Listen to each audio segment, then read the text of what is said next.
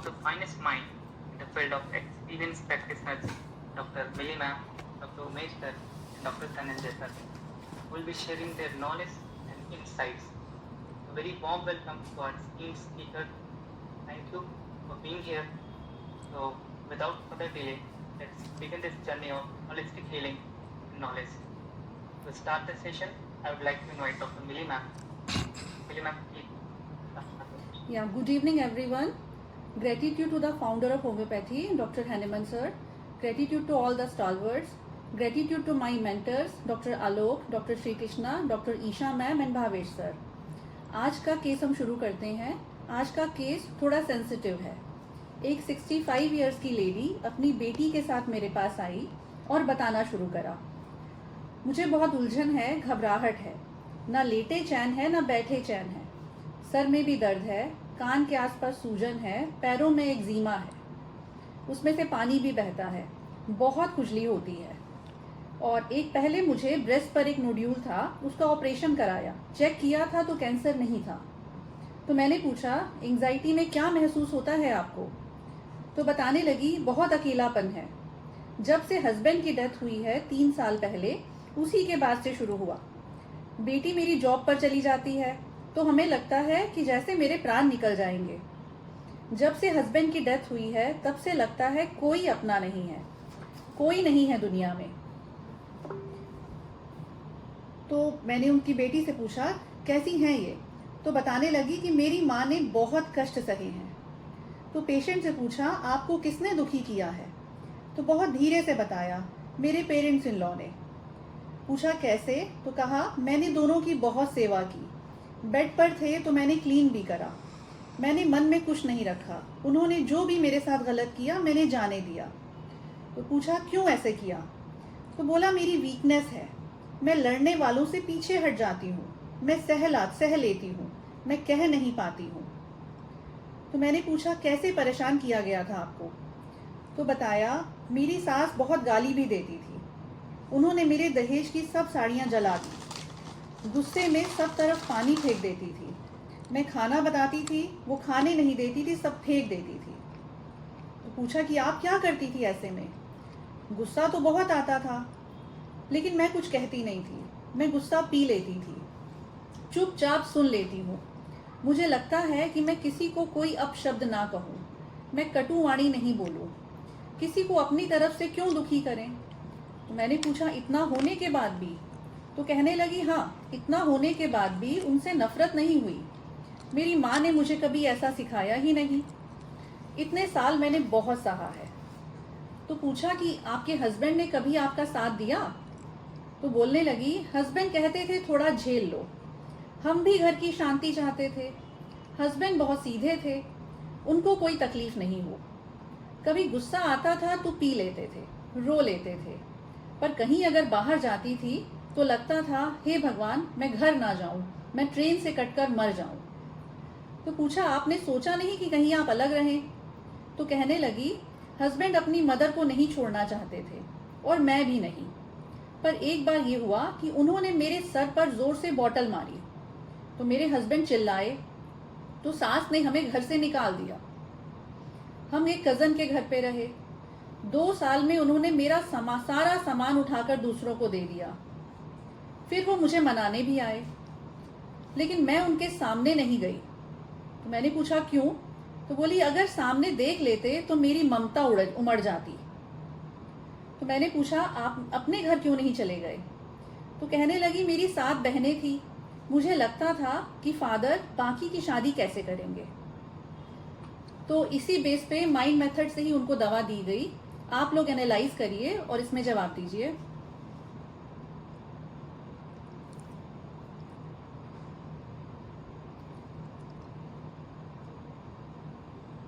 Hello, case समझ में आया सभी लोगों को. रिपीट कर दूं.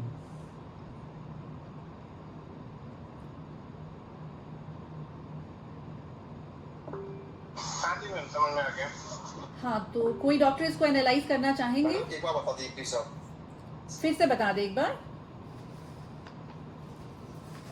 एक 65 साल की लेडी मेरे पास उलझन और घबराहट के लिए आई और बताना शुरू किया कि ना मुझे लेटे चैन है ना बैठे चैन है, मुझे सर में दर्द होता है, कान के आसपास सूजन है, पैरों पर एक्जीमा है और उसमें से पानी बहता है, बहुत खुजली होती है। तो उनसे पूछा गया कि आपको उलझन में क्या महसूस होता है, तो बताने लगी बहुत अकेलापन लगता है। जब से हस्बैंड की डेथ हो गई है 3 साल पहले, उसी के बाद से शुरू हुआ। मेरी बेटी जॉब पर चली जाती है तो हमें लगता है कि जैसे प्राण निकल जाएंगे। जब से हस्बैंड की डेथ हुई तब से लगता है कोई अपना नहीं है, कुछ नहीं है दुनिया में। तो उनकी बेटी ने बताया कि मेरी माँ ने बहुत कष्ट सहे हैं। तो मैंने पूछा आपको किसने परेशान किया है, तो धीरे से बताने लगी सास ससुर ने। मैंने उन दोनों की बहुत सेवा की, बेड पर थे तो क्लीन भी किया, कुछ उन्होंने जो किया उसको दिल में नहीं रखा। मेरी वीकनेस है कि मैं सब सह लेती हूँ, लड़ने वालों से पीछे हट जाती हूँ। मेरी सास मुझे गाली तक देती थी, उन्होंने मेरे दहेज की सब साड़ियाँ जला दी। गुस्सा आता था तो सब तरफ पानी फेंक देती थी, मेरा बनाया खाना फेंक देती थी, खाने नहीं देती थी। तो मैंने पूछा आप क्या करती थी, तो बोली कुछ नहीं, गुस्सा बहुत आता था लेकिन गुस्सा पी लेते थे, चुपचाप सुन लेते थे। मुझे लगता था मैं किसी को कोई अपशब्द ना कहूँ, मैं कटुवाणी नहीं कह पाती, किसी को अपनी तरफ से क्यों दुखी करें। तो पूछा कि ऐसा हुआ आपके साथ तो क्या लगता था, तो बोला इतने के बाद भी उनसे नफरत नहीं हुई, मेरी माँ ने कभी मुझे सिखाया ही नहीं, मैंने इतने साल बस सहा है। तो पूछा गया कि क्या आपके हस्बैंड ने आपका साथ दिया। हस्बैंड कहते थे थोड़ा झेल लो, मेरी माँ है। हम भी घर की शांति चाहते थे।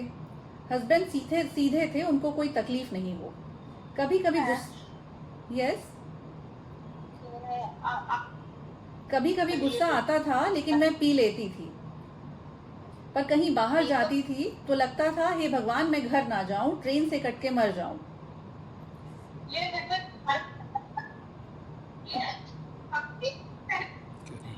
तो मैंने पूछा उनसे आपने सोचा नहीं कि आप अलग रहें, तो उसने कहा हस्बैंड अपनी माँ को नहीं छोड़ना चाहते थे और मैं भी नहीं, पर एक बार उन्होंने मेरे सर पर बॉटल से मार दिया। हस्बैंड उन पे चिल्लाए तो सास ने हमें घर से निकाल दिया।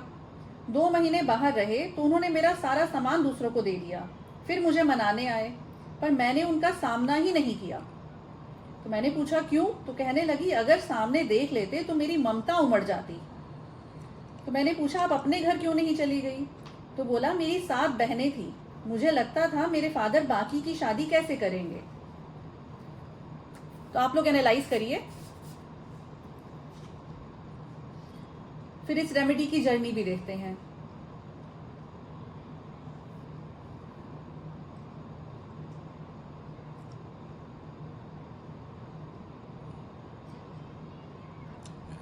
एंकर की तरह बोलो, कमान बोलिए। Yes everyone,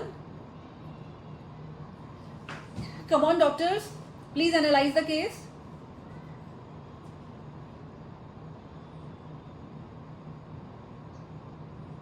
hello ma'am, good evening. Yes yes,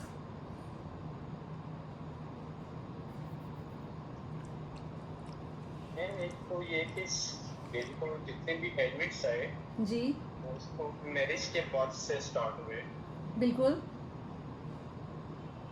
और उसके हस्बैंड की जो डेथ हुई वो उसमें था। उसके बाद ये लेडी जो है ये फैमिली को लेकर चलने वाली लेडी है, जैसे लव फॉर फैमिली में है। बिल्कुल सही कह रहे हैं हार्मनी डिजायर वाली लेडी है जी। डिग्निटी है इसमें, ठीक है। तो मैंने कुछ स्पेस पे रुब्रिक लिए हैं, admits from marriage in, admits from anger suppress, कि वो अपने गुस्से को पी लेते हैं, उसको बियर नहीं करते, बिल्कुल। और एडमिट्स फ्रॉम ग्रीफ प्रोलॉन्ग, एक इतने अरसे से उसके साथ जो एक ग्रीफ को जो सफर करती आ रही है, और delusion persecuted, he is persecuted जी और फॉर सेकंड फीलिंग लिया जी, हार्मनी डिजायर की है, और love family for suicidal person जी में लेटर में और डीडी में मिली मैडम थोड़ा सा म्यूट रखिए, मिली मैडम। जी जी। यस मैम, नेटम यूर आ रही है। Okay, thank you sir. हाँ, देख सर। उसको डीडी में देखते हैं फिर। और कोई इसको एनालाइज करिए। नाइस। नाइस एनालिसिस, बहुत अच्छे Hello, रूब्रिक्स ma'am. लिए आपने। हेलो यस मैम, बताइए। मैम, इसमें 2-3 रूब्रिक्स लिए हैं। Elements from domination, elements from abuse sexually in marriage and sensitive morals लेके इग्निशिया आ रही है मैम मेरी। हेलो नाइस नाइस, बहुत अच्छा एनालिसिस है। आनी चाहिए। एंड अच्छा। दूसरी मेडिसिन मैम डीडी में लैक ह्यूमैनम भी सोच सकते हैं। रूब्रिक वाइज तो रूब्रिक्स वाइज नहीं समझ रहा, लेकिन फील वाइज बोल रही हूँ ma'am. Thank you. Thank you ma'am. Mili ma'am, शायद आपकी तरफ से प्रॉब्लम है। ईयरफोन निकाल के आप अटेंड कीजिए, है ना। और अगर कोई और बोल रहा है तो या तो आप म्यूट रहिए, क्योंकि आपका ऑन होते ही गड़बड़ कर रहा है। और ये देखिए, आपके केस में ये लेडी बहुत सहन करने वाली है। और सहन क्यों कर रही है? क्योंकि मोरल्स वाली लेडी है। किसने क्या बोला? बहन के यहाँ मतलब पेरेंट्स की क्यों नहीं गई? कोई कुछ बोल रहा है? और मैम इसने ये बताया कि अगर मैं पेरेंट्स के यहाँ चली जाती तो मेरी 7 बहनें नहीं, थी। मैं वही बोलने वाली थी जी जी। कि ये जो है ना, ये पेरेंट्स किसलिए नहीं जाना चाह रही ना कि सब आप बहनें पीछे बैठी है, उनका क्या होगा। देखिए, ये लेडी कितना सोचने समझने वाली बात कर रही है और कितना सहन कर रही है। बोल नहीं रही, माइल्डनेस बियरिंग सफरिंग वाली जो कंडीशन है, मोरल्स है, ड्यूटी समझ रही है कि इतना कुछ होने के बावजूद भी इसने सास ससुर की बाद में आके सेवा की है।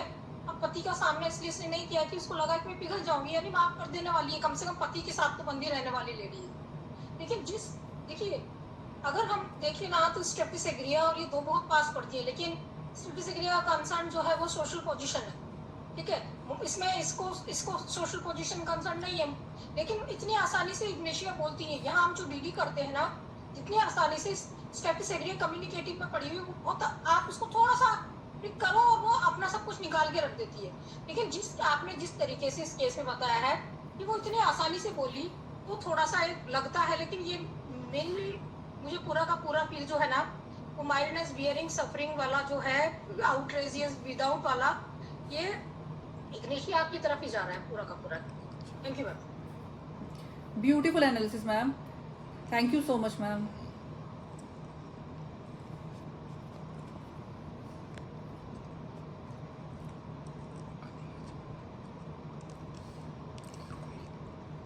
कोई और डॉक्टर एनालाइज करना चाहेंगे please?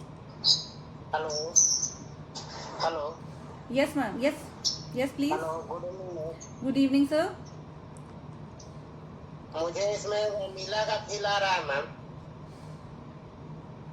Love exalted love family for करके है एक रूब्रिक, और हार्मोनी डिजायर और पर्लिंग एवर्जन, ये सब लेने पर वह नीला आ रही है। Thank you. Thank you sir.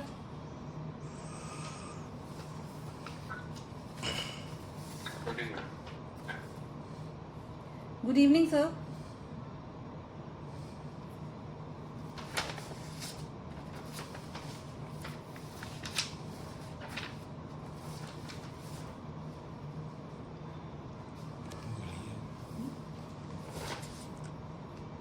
हाँ, कोई और एनालिसिस? दूसरे को देखिए,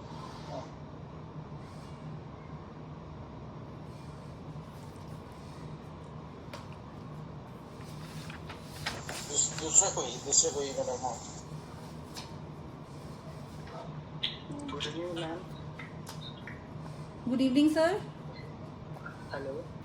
यस सर। मैम, मेरा स्टेप्स और नेटरम न्यूर आ रहा है मैम, और ये रूब्रिक्स ये है ailment from ailing doctor, ailment from anger suppressed, mortification, mildness और quarrelling aversion, sensitive moral impression.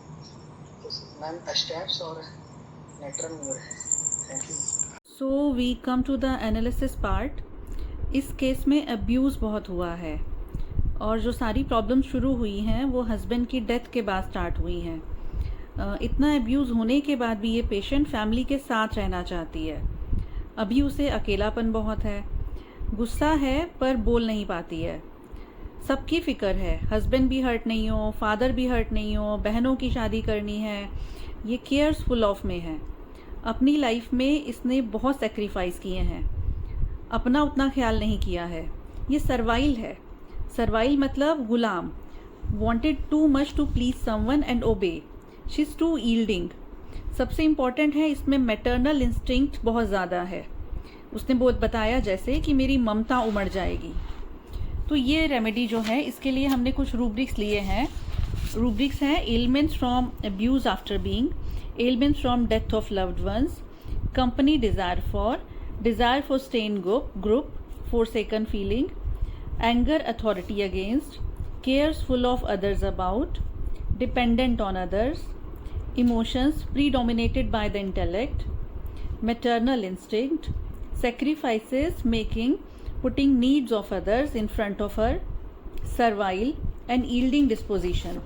तो इतना सब लेने के बाद जो रेमेडी सामने आती है वो है लैक डेफ जो कि काऊ के मिल्क से बनी होती है। तो इसको इस रेमेडी की थोड़ी जर्नी समझते हैं। हम लोग इसको कामधेनु भी कहते हैं। इसका थीम ही नर्चर का है।